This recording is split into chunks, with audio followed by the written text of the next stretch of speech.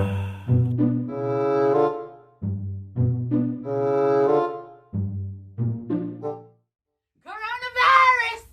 I'm telling you, shit is real.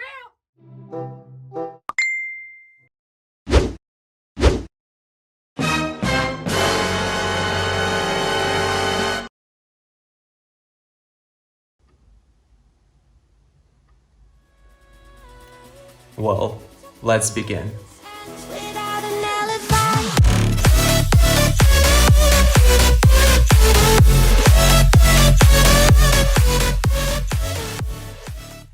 Hey, what's up guys? My name is Pushkin Man and welcome back to the channel. And today we're gonna talk about my first ever project on Upwork.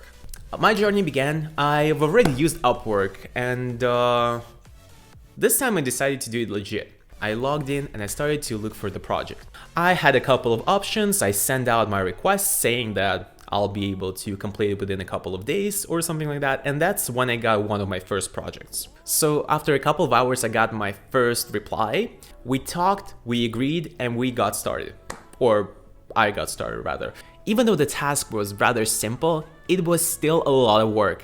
And for that reason, I had to spend around a day or two completing most of the game. Once I got started, I created a Trello board.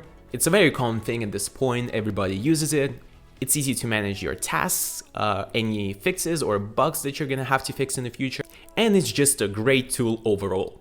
So I completed my first level. It's really simple, it's self-explanatory. So first of all, you had to press on the image of a letter. After you press it 3 times, a corresponding image would appear relating to that letter. And that's really how the app worked. Levels 3 and 4 corresponded to the same thing, but with words. So instead of learning letters, you would learn words with pictures and tests. At this point, everything seems fine. I did most of my job, I pretty much finished the app, and that is the time when you start to get into problems. Getting the draft done is pretty easy. It's actually even fun. That's like the best part of it, is to actually get most of your work completed during this time. But the second part is the one that's the hardest in my opinion. And that part is not even about development. It's not about the freelance itself. It's about negotiating with your client. It's a very common thing that customers usually provide a very low budget, but in return want something amazing. If you're a freelancer, you want to get money out of your work, and you're not going to put too much work into something that you know is not going to bring you anything back. That makes perfect sense. If there was a way to send food, I would definitely accept it, you know. But sadly, there's no way to get around it. So like I said, we got into the discussion part, and that's when I realized that the guy wants to keep the same budget, but also add an extra half of the game.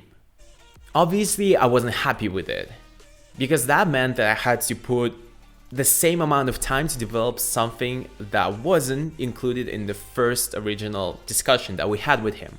At the end of the day, I would say I got a decent deal with him, and I just continued on my work.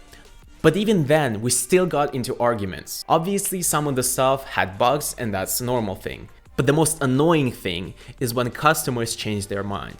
You spend an hour creating and modifying one particular part, and then the client says, I don't want it that way, I actually want it to be like this. Why couldn't you say that earlier? You could have saved me so much time.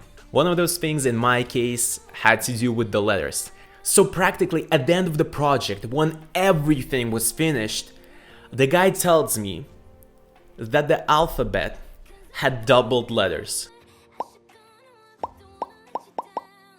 And just so we are clear, the app was made for an Indonesian language, not English. And yes, that's Bali. I wish I was there, but I'm not. Anyway, let's continue. So everything is done, the whole project, the whole structure and logic is complete. And then I find out that the alphabet contains doubled letters. And literally, what the fuck is that? I got upset over it, we talked with the client, and then we found some compromise. So he paid me a bit more and I redid what we had initially planned. But the whole point of it is that if he told me that at the beginning of the project, we could save ourselves both time and money.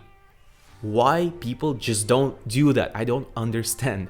Anyway, so this is how the app looks like. You could learn letters, you can learn words, you can practice all of that, and it's just all interactive, nice looking. I wouldn't say too nice, but I mean it's decent. Okay, to sum it up, I initially planned to spend less than 1 week on this project. At the end, I spent more than 2. Yes, more than 2 weeks. And like I said, it wasn't the development part. I finished 80% of the game within a couple of days. It was arguing, bargaining, and all of that other stuff with the client that took up most of the time. Okay, so now we're getting into the best part. How much did I get paid? And I'll just give you the number right away. $230. Yes, I know that's a lot. In fact, that's very low. And that's not even the best part. If you get my sarcasm, Upwork actually takes 20% commission for the services that it provides. So that means instead of getting paid $230, I only get paid $184. Also, I have to pay a federal tax since I'm working on the territory of Russia, but I'm not gonna get into that because that's just too complicated. So at the end of the day, you could see that that wasn't a good deal. I spent way too much time working on the project and I didn't get paid that much at the end. Does it mean that freelance sucks? That it's not worth it? No, you're just gonna have to be better than me, that's all.